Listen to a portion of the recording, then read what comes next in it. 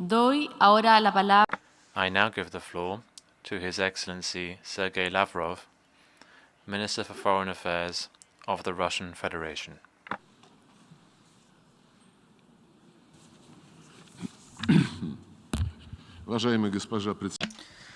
Madam President, distinguished colleagues, ladies and gentlemen, we are meeting at a difficult, a dramatic moment. The crises are growing, and the situation in the area of international security is deteriorating rapidly. Instead of having an honest dialogue and looking for compromises, what we're dealing with is disinformation, coarse stagings and provocations. The Western line here undermines the trust in international institutions as bodies where interests are agreed. It also undermines trust in international law as a guarantee of fairness and protecting the weak against the strong. The negative tendencies we're witnessing within the UN in a concentrated fashion too. At the UN, which rose from the rubble of German fascism and Japanese militarism and was created to develop friendly relations amongst its members and to prevent conflict among them.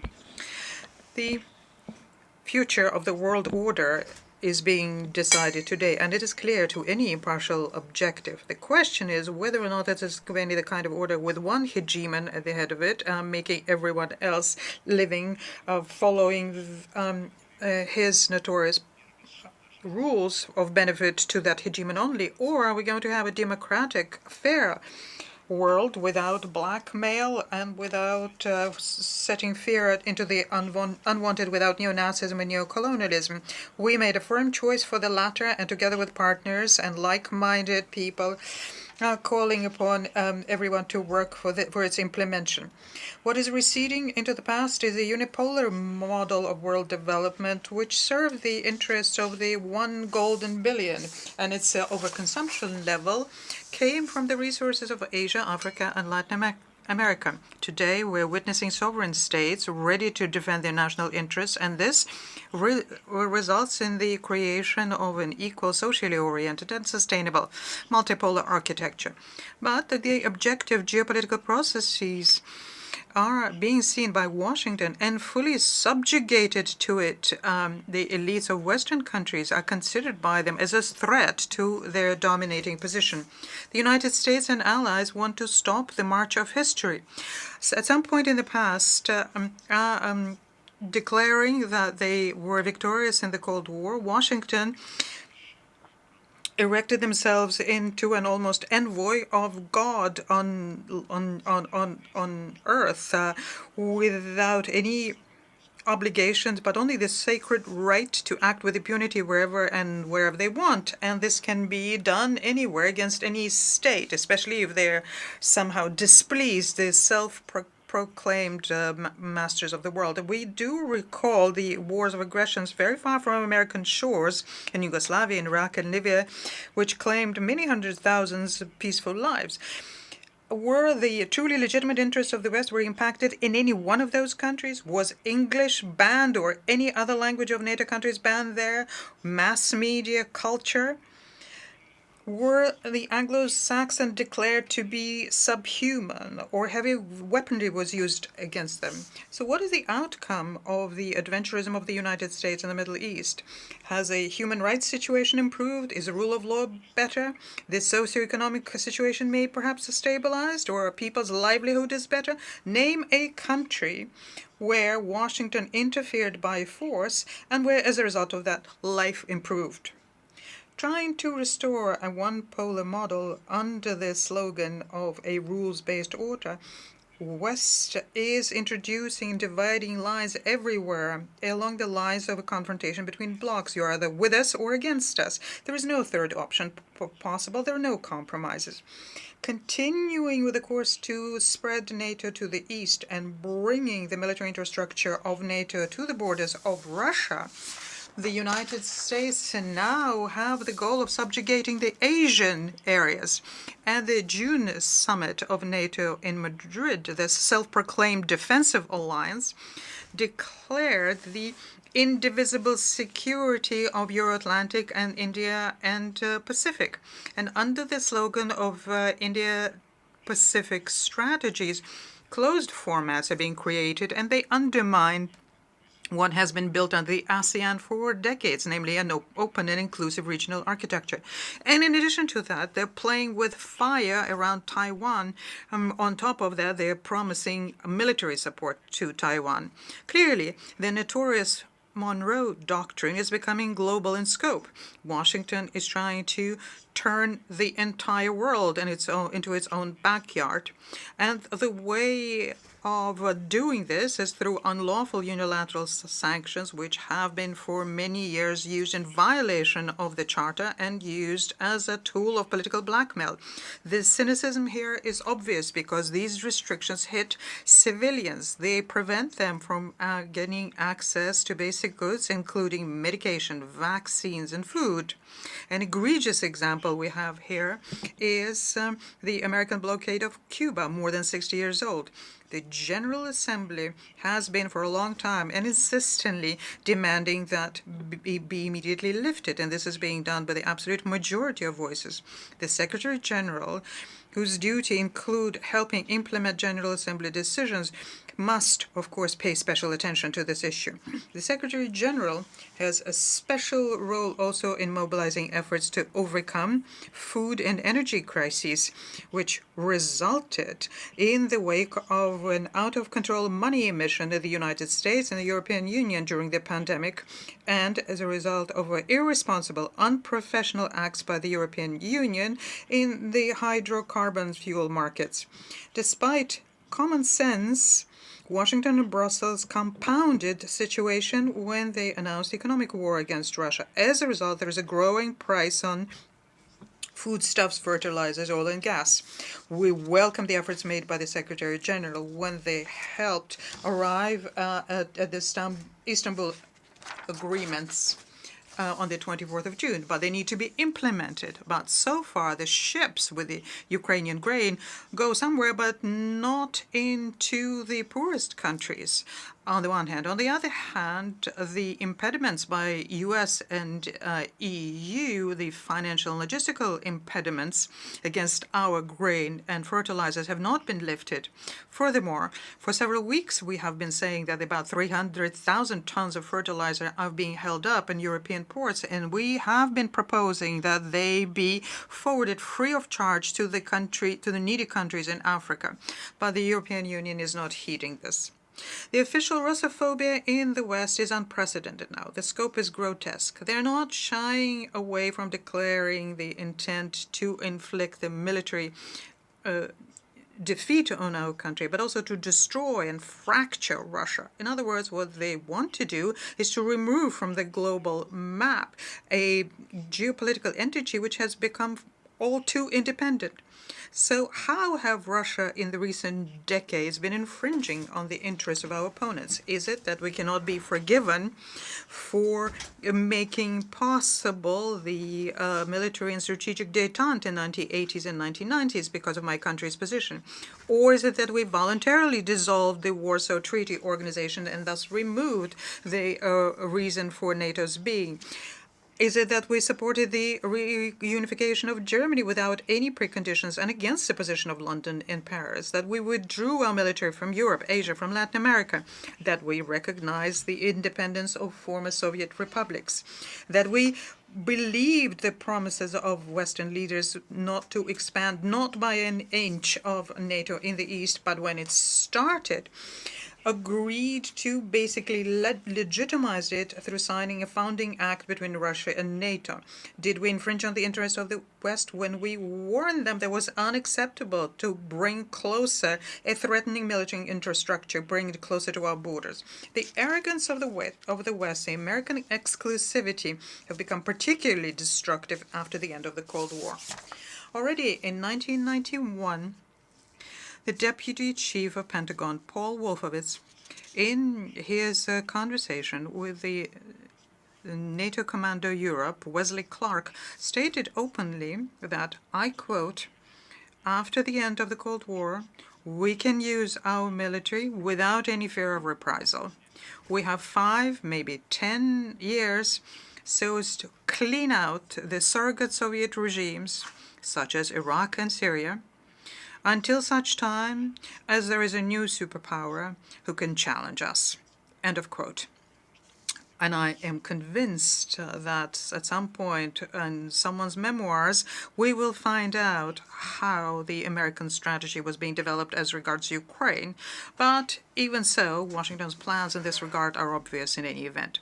It is possible they are not being forgiven that at the request of the United States and the European Union, we supported the agreement of the Ukrainian president at the time, Mr. Yanukovych, his agreement with the forces of opposition to resolve crisis in February 2014. These agreements were guaranteed by Germany, Poland, and France, but the next morning they were trampled underfoot by the leaders of the bloody coup, who thus humiliated the European mediators. The West simply shrugged and watched in silence how members of the coup started bombing the eastern of Ukraine, where people refused to accept the results of the coup, watched as organizers made into the rank of national heroes the accomplices of Nazis. Were we expected to acquiesce in the Kiev intent to ban the Russian language, education, our mass media and culture, with their insistence on chasing the Russians out of Crimea, on waging war against Donbass, whose citizens were proclaimed by the then authorities and now authorities in Kiev, proclaimed to be not people but specimens? Is it that we violated the interests of the West because we played a role in stopping the forceful actions by the Kiev neo-Nazis in the east of Ukraine, and then demanded that the Minsk package of measures be implemented, something that was unanimously approved by the Security Council, but then laid low by Kiev with the participation of US and EU. For many years, we have been proposing to have security in Europe with the basis on equal and indivisible security enshrined at the highest level in OSCE documents. According to this principle, no one is to strengthen their own security at the expense of others. And the very last proposal to make these agreements legally binding, something that we introduced in December 2021, and the reaction was an arrogant rejection of that. The incapacity of Western countries to negotiate and the continued war by the Kiev regime against their own people left us with no choice but to recognize the dependence of the Donetsk and the Lugansk People's Republics and start a special military operation to protect the Russian and other people on Donbass, and so as to remove the threats against our security, which NATO had been consistently creating in Ukraine at our borders. The operation is conducted in pursuance of agreements on friendship, cooperation, mutual assistance between us and that republic, and on the basis of Article 51 of the UN Charter. I'm convinced that any sovereign, self-respecting state would do the same in our stead, a state which understands its responsibility to his own people. The West is now throwing a fit because of the referenda which are being conducted in the Lugansk, Donetsk, Kharkov, and Zaporozhye oblasts. But people living there are basically only reacting to what was said to them by the head of the Kiev regime, Mr. Zelensky, in August 2021. At the time, he said anyone who feels themselves to be Russian for the benefit of their children and grandchildren to get out and to go to Russia. And that's what the inhabitants of those regions are doing, taking their land with them where their ancestors had been living for hundreds of years. Any unbiased observer can see very clearly the Anglo-Saxons who fully subjugated Europe, for them Ukraine is just an expandable material as they are fighting against Russia. NATO declared that our country is an immediate threat on their way to total domination, and a long-term threat will be the PRC. At the same time, collective West, headed by Washington, is sending frightening signals to other countries saying anyone who disobeys can be next. One of the consequences of the crusade by the West against the objectionables is the growing decline of multilateral institutions. They have been turned by the United States and allies into tools to implement their own selfish interests. This is something that is being pursued at the UN, Human Rights Council, UNESCO, and other multilateral institutions. The organizational prohibition of chemical weapons has basically been privatized. Fierce attempts are being made to prevent creating within the Convention on Biological and Toxin Weapons of a mechanism which would ensure transparency for hundreds of military biological programs of the Pentagon has around the world, including on the perimeter of our country and throughout Eurasia. And these programs are far from harmless. This is irrefutable, according to the facts that we came to in Ukraine. There is an assertive line to privatize the UN Secretariat, introducing into its work a neoliberal narrative which ignores the cultural and civilizational multifaceted nature of the world. We call upon making sure that we follow the Charter and ensure a fair geographical representation of member states, making sure that there is no one single country dominant in the Secretariat. An impossible situation was created by Washington, having to do with the obligation of the host country of a headquarters agreement to ensure normal conditions for the participation of all member states in UN work. The obligations under this host country agreement are also placed on the Secretary General, and inactivity is unacceptable. We're also concerned by the efforts made by countries who are undermining the prerogatives of the Security Council. And of course, the Council and the UN have to be aligned to contemporary realities. We see the prospect of making the Security Council more democratic exclusively through broadening the representation of the countries from Africa, Asia, and Latin America. We note India and Brazil in particular as key international actors and worthy candidates for permanent membership within the Council, whilst at the same time unilaterally and mandatorily raising the profile of Africa.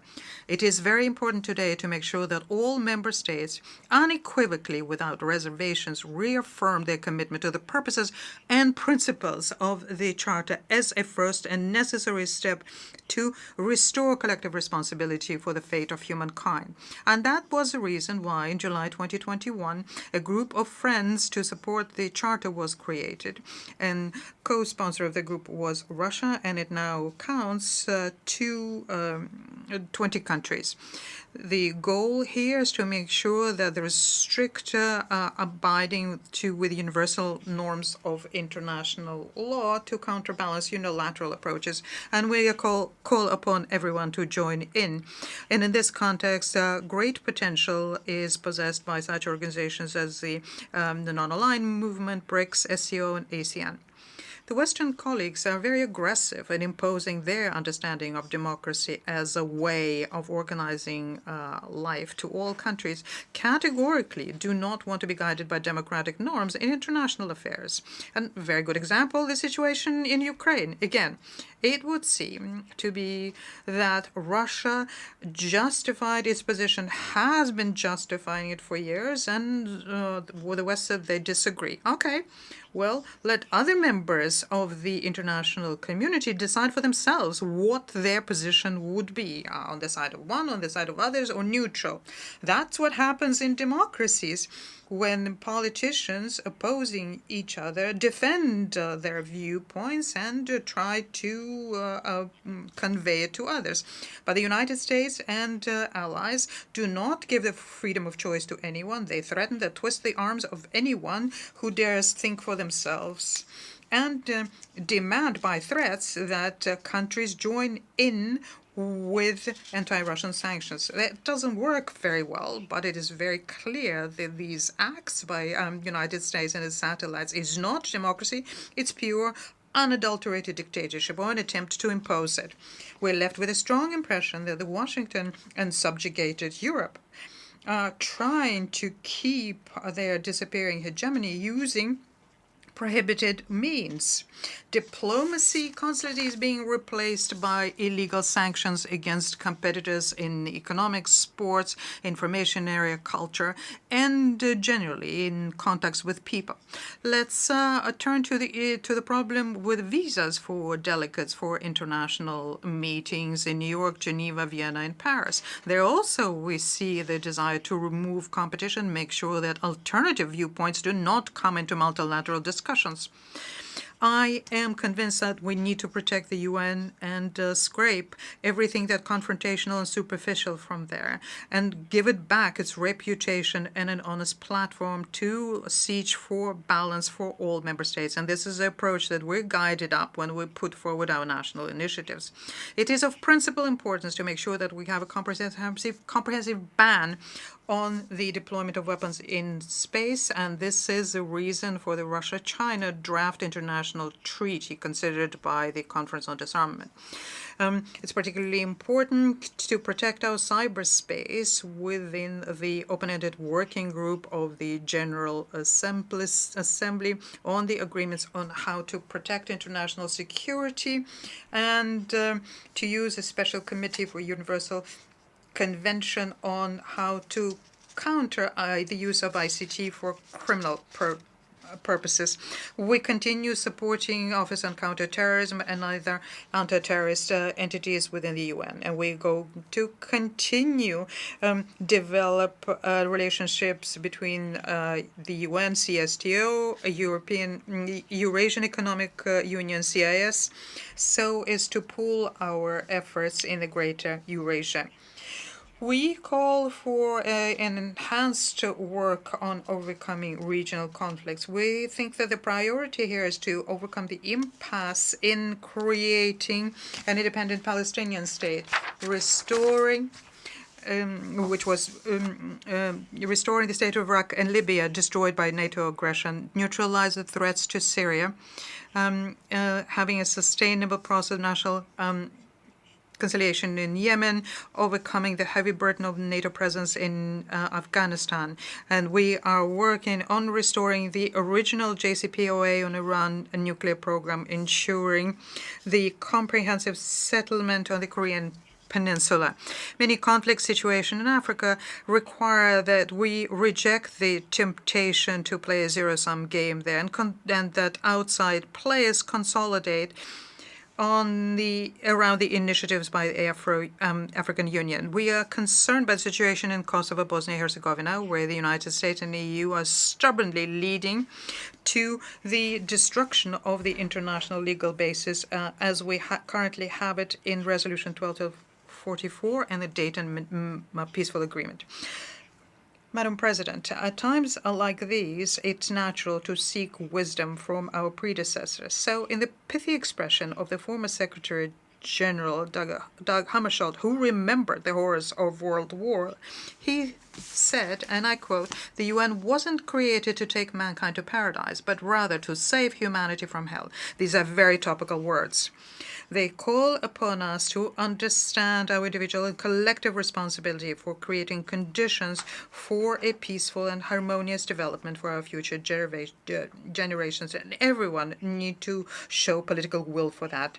When we are ready for such honest work, and we are convinced that the stability of the world order can be ensured exclusively through returning to the origins of the UN diplomacy, basing ourselves on the key principle of true democracy, the respect for the sovereign equality of states. I thank you. Agradezco al ministro de Relaciones I thank the Minister for Foreign Affairs of the Russian Federation.